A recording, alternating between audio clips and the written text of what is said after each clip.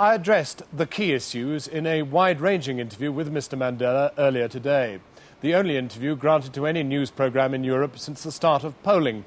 I began with the problems over the election here. I asked him to detail his allegations. There is a view that there has been massive sabotage, not by the Independent Elections Commission, but in the process of distribution, because the striking feature is that in all white, Indian and colored areas, there has been no problem. But the failure to deliver the ballot papers only took place in regard to African areas. And some of the ballot papers were found locked up in certain townships, in warehouses, in certain townships.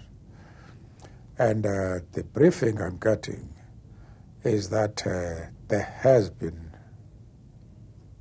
some massive sabotage. Nevertheless, we are now dealing with that question. Our command center, acting in collaboration with the Independent Elections Commission, is addressing these matters. I am confident that we are going to resolve them. I have been in touch with President de Klerk yesterday, and by telephone, and at 2:30 we met and discussed the matter, and I'm convinced that we are going to resolve the problems. He has apparently been putting planes and helicopters at your disposal or at the disposal of the Election Commission to try and get the ballots out, and they've printed another 10 million, but you called it massive sabotage. By whom? No. He is responding to what we have discovered. At the present moment, the matter is under investigation, and it would be improper for us to attach blame to any particular individual or organization without a proper investigation. What is clear is that ballot papers reached the areas where whites, coloreds, and Indians are to vote. And the problem has happened almost exclusively with the African areas. Are we in time then to have a free and fair election in which everybody in the country has equal chance to vote? Well, the way in which these problems are being addressed will ensure at the end of the day free and fair elections having been conducted. I am not alarmed by the problems which have arisen. And the point is that when these problems arise, there are men and women from both sides of the color line who are prepared to address them honestly and frankly and effectively. And that is the machinery that we've now put into operation. Could I then look beyond the electoral process and to the building of a government of national unity, which is after all what all this is about? Can you have a full government of national unity which does not include Chief Buthelezi and Inkatha, whether they get 5% or not of the vote? We are not thinking in terms of individuals. We think in terms of the process. We would like an inclusive process where all parties, political parties, are involved. But whether we're going to have a government of national unity or not depends on whether a political party gets a 5% and more of the total votes cast in an election. So if it does, he will be in the government of national unity. If it does not, he will not be. What is important is that we have made a stunning progress in his absence already. We have had the political organizations unbanned. The state of emergency, which had lasted for several years, lifted. An environment of free political activity introduced. Hundreds of political prisoners, some of whom were serving long sentences, were released, and more than 15,000 political exiles have returned to the country. But on top of that, we have had breakthroughs which have been sensational. We have established the Transitional Executive Council, which has assumed certain powers of government. We have adopted a constitution which, although it is flawed, because it is a compromise constitution, meeting the demands and expectations of no less than 26 different political parties and pulling in different directions, we have been able, nevertheless, to agree on a constitution which does mirror the hopes and aspirations of the majority of the people of South Africa. And what is more, we have now this day, yesterday, and the day before yesterday. That's a terrific achievement. And as many of these achievements have been made in spite of the obstructionist attitude of the IFP. And therefore, I have not the slightest hesitation that the government of national unity will be established. It will work very effectively. And the plans to better the life of our people that we have developed will be put into practice. Now, a lot of this achievement has been dependent upon the relationship between you and Mr. de Klerk. When we spoke to him the other day, he said, well, I have a very good formal relationship with Mr. Mandela. I call him Mr. Mandela and he calls me Mr. State President. If you're going to go forward from that point, will that relationship have to sustain and, if anything, even get closer, or do you see the work already done? Well, my relations, firstly, I don't think it is correct to think of the future in terms of the contribution of just two individuals. Although individuals are important, the changes in this country have not been brought by a single individual. It is the men and women of South Africa from all population groups who have exerted tremendous pressure, who came out into the streets, held strikes, boycotts, who were harassed and persecuted by the racist police of the apartheid regime, who were thrown into the jail, who were shot and killed, with the support of the international community, which has been absolutely massive and tremendous. It is that pressure that has made the apostles of apartheid to collapse, to go down on their knees, and to bring about changes. But within that background, individuals have played a role.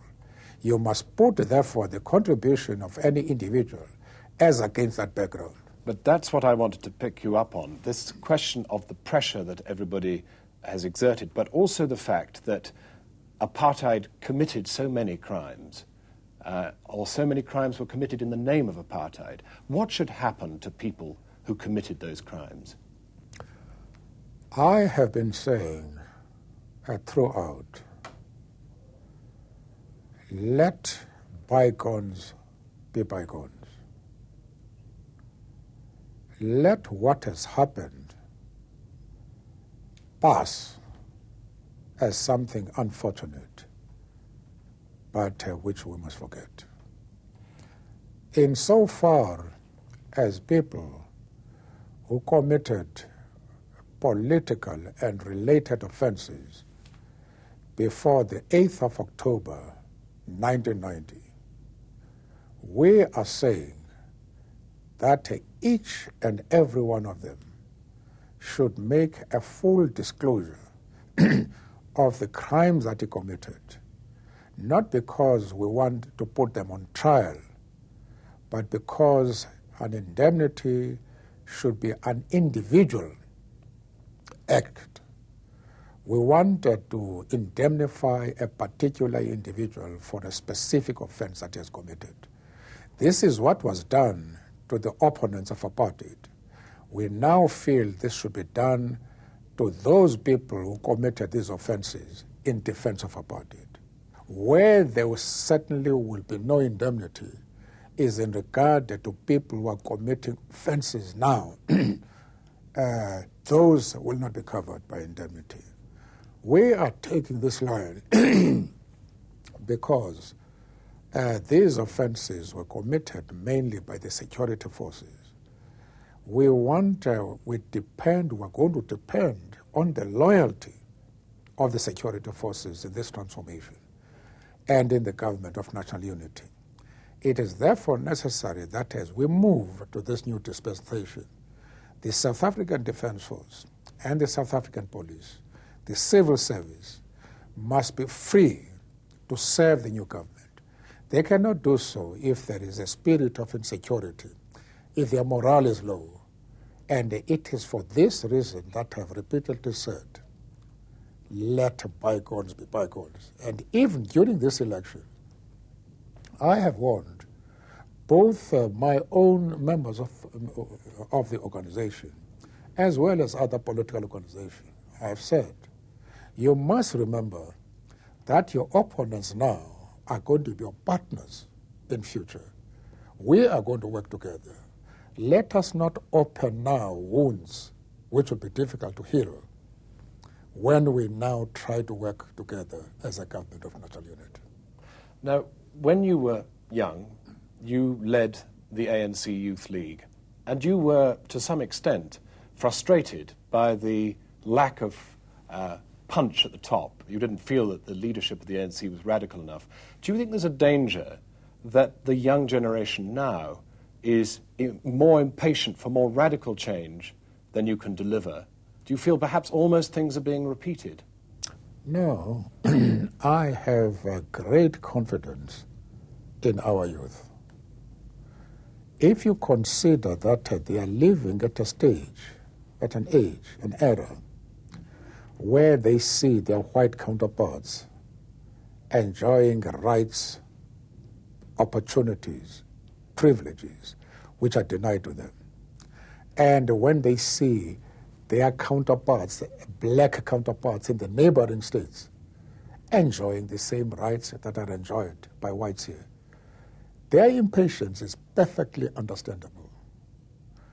But when we feel that they are too radical as to frighten the minorities in this country, we speak to them.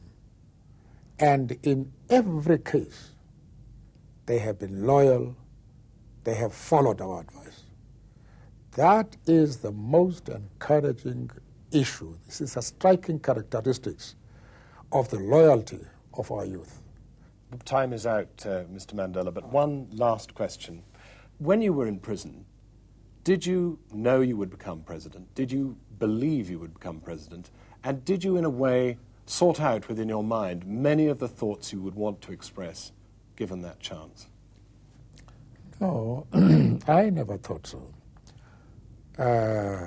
Not that I excluded it, the possibility, but I never thought in terms of the role of an individual. We had a very capable leadership under Comrade Oliver Tambo, who was my colleague at university. Then we formed the Youth League together. We then formed a legal partnership together. And then when we were forced to dissolve our legal partnership, he went abroad. He brought the organization onto a level which it had never occupied before. And he earned the respect of the entire world. Now, I thought of a leadership like that, not from the point of view of an individual, and least of all of myself. I thought that I would fight, would continue with the struggle for liberation under his leadership. And acting as part of a collective, as part of a team. And that is what we focus upon. The team is more important than the individual. And therefore, there was little room for thinking of the role that an individual could play. And I had a complete confidence in Oliver Tambo that he would be able to lead the country and the organization to liberation. Oliver Tambo, the former ANC chairman, died a year ago last Sunday. And that was Nelson Mandela talking to me here in Johannesburg earlier today.